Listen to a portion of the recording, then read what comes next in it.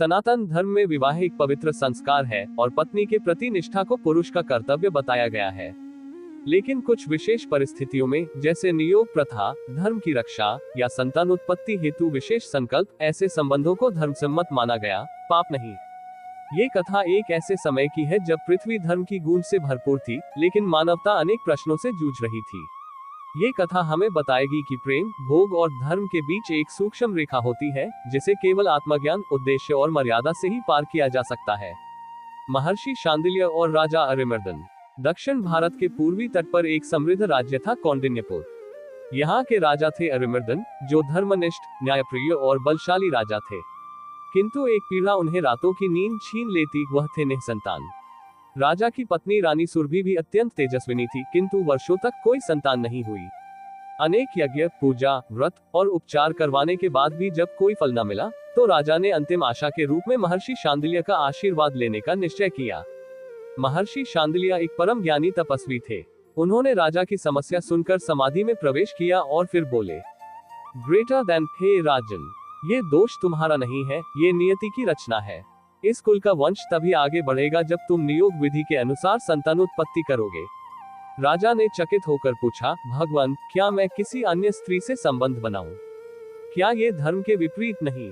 शांडिल्य मुस्कुराए और बोले, ग्रेटर देन, जब उद्देश्य स्वार्थ नहीं बल्कि वंश की रक्षा हो, तब ऐसा संबंध पाप नहीं बल्कि धर्म होता है। परंतु ये तभी उचित है जब इसमें सभी पक्षों की स्वीकृति, मर्यादा और आशय पवित्र हो। नियोग प्रथा, मर्यादा में स्थापित संबंध। महर्षि ने राजा को नियोग प्रथा का संक्षिप्त इतिहास सुनाया। नियोग का अर्थ होता है संतान की प्राप्ति हेतु किसी योग्य पुरुष का नियुक्ति रूप में संबंध बनाना, उस स्त्री की सहमति से, ताकि कुलवृद्धि हो सके। ग्रेटर देन, महाभारत में भी रानी अंबिका और अंबालिका ने व्यास ऋषि से नियोग कराया था, जिससे धृतराष्ट्र, पांडु और विदुर का जन्म हुआ। क्या वह पाप था? महर्षि बोले। राजा ने स्वीकार किया कि यदि धर्मसम्मत हो तो वह इस मार्ग पर चलने को तैयार है। एक ब्राह्मणी का धर्म संकट। अब समस्या ये थी कि नियोग हेतु कौन उपयुक्त स्त्री होगी। उसी राज्य में एक ब्राह्मण दंपत्ति थे, वरुणदत्त और उनकी पत्नी उपमा। वे अत्यंत तपस्वी, सच्चरित्र और धर्मनिष्ठ थे। उपमा बाल्यकाल से ही मंत्र साधना में प्रवीण थी, किंतु उनकी भी एक पीड़ा थी, वे संतानहीन थी और वरुणदत्त अब वृद्धावस्था में प्रवेश कर चुके थे। महर्षि शांडिल्य ने राजा को उपमा का नाम सुझाया। वह बोली, ग्रेटर देन, यदि मेरे गर्भ से जन्मा पुत्र किसी कुल को आगे बढ़ाए और मुझे भी मातृत्व का सौभाग्य मिले तो यह मेरा सौभाग्य होगा। मैं इस कार्य को साधना मानकर स्वीकार करती हूँ। वरुणदत्त ने भी सहमति दी और कहा, ग्रेटर देन, ये कार्य काम नहीं, धर्म है। यदि मेरी पत्नी इस नियोग से एक वंश बचा सकती है तो ये किसी यज्ञ के समान पुण्य कार्य है।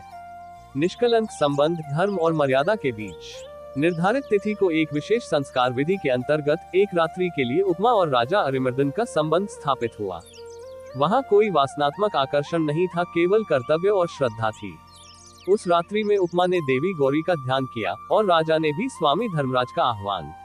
वह गर्भ ठहर गया। महर्षि ने घोषणा की, ग्रेटर देन, यह बालक केवल राजा का नहीं, ये धर्म का पुत्र होगा। इसका नाम होगा धर्मसेन। समाज की दृष्टि और न्याय की पुनर्परिभाषा।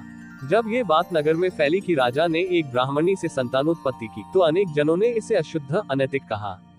राजसभा में जब चर्चा हुई तो महर्षि शांडिल्य स्वयं उपस्थित हुए और बोले, ग्रेटर देन, क्या तुम सभी उन विदुर को भूल गए जो नियोग से उत्पन्न होकर भी धर्म के मूर्त रूप थे? ग्रेटर देन, क्या तुम वेदों को नहीं मानते, जहां कहा गया है, यदि वंश समाप्त हो जाए तो योग्य पुरुष से संतान उत्पन्न की जा सकती है? राजा ने घोषणा की, ग्रेटर देन, मैंने जो किया वह मेरे वंश के लिए नहीं, राज्य के भविष्य के लिए किया। वह ब्राह्मणी मेरी पत्नी नहीं थी, लेकिन वह मेरे हृदय में मातृवत पूज्य है। धर्मसेन का उदय और भविष्यवाणी। धर्मसेन एक विलक्षण बालक था। वह 5 वर्ष की आयु में वेदों का ज्ञान रखता था, 10 वर्ष में शस्त्रों का पारंगत और 16 वर्ष में राज्य के युवराज के रूप में प्रतिष्ठित हुआ। उसे कभी यह संदेह नहीं रहा कि वह केवल एक प्रयोग का फल था, क्योंकि उसके जन्म का उद्देश्य ही था किसी कुल का उद्धार, और वह गर्व से कहता, ग्रेटर देन, मैं केवल राजा का पुत्र नहीं, मैं धर्म का पुत्र हूँ। महर्षि शांडिल्य ने भविष्यवाणी की, ग्रेटर देन, यह बालक आगे चलकर एक महान शासक, ज्ञानी और तपस्वी बनेगा। इसके वंश में पुनः धर्मराज का अवतार होगा। धर्म, प्रेम और मर्यादा। ये कथा केवल राजा और ब्राह्मणी के संबंध की नहीं है, ये है उस स्त्री के बलिदान की जिसने अपने मातृत्व को धर्म के लिए अर्पण किया। उस पुरुष के आत्मसंयम की जिसने एक क्षणिक आकर्षण को कर्तव्य में बदला, और उस समाज के धैर्य की जिसने पहले आलोचना की पर फिर समझा कि हर संबंध पाप नहीं होता यदि उसका उद्देश्य पवित्र हो। नियोग विशेष परिस्थितियों में शास्त्र सम्मत होता है। संबंध जब वासनात्मक नहीं, धार्मिक उद्देश्य से हो तो पाप नहीं माना गया। स्त्री की स्वीकृति, सम्मान और मर्यादा सर्वोपरि है। ऐसे संबंधों में कभी भी गुप्तता या छल नहीं होना चाहिए। सभी धर्मग्रंथों में कर्तव्य की प्रधानता को सबसे ऊपर रखा गया है। महाभारत, वेदव्यास द्वारा नियोग। रामायण, वाल्मीकि के आश्रम में शरणार्थी स्त्रियां जिनकी रक्षा हेतु ऋषियों ने नियम बनाए। पुराण, सती प्रथा का अंत करने हेतु कई स्त्रियों ने धर्मगत मार्गों का पालन किया। पत्नी के अलावा किसी अन्य स्त्री से संबंध केवल तभी पाप नहीं माना गया है जब वह धर्म, कर्तव्य और मर्यादा के भीतर हो। आज के समय में ये नियम लागू नहीं होता क्योंकि समाज, स्त्रियों की स्वतंत्रता और कानून ने इन बातों को बदल दिया है। लेकिन इस कथा से हमें ये सीख अवश्य मिलती है। ग्रेटर देन प्रेम यदि स्वार्थरहित हो, संबंध यदि उद्देश्यपूर्ण हो और कर्म यदि धर्म से बंधा हो तो वह पाप नहीं बल्कि पुण्य होता है।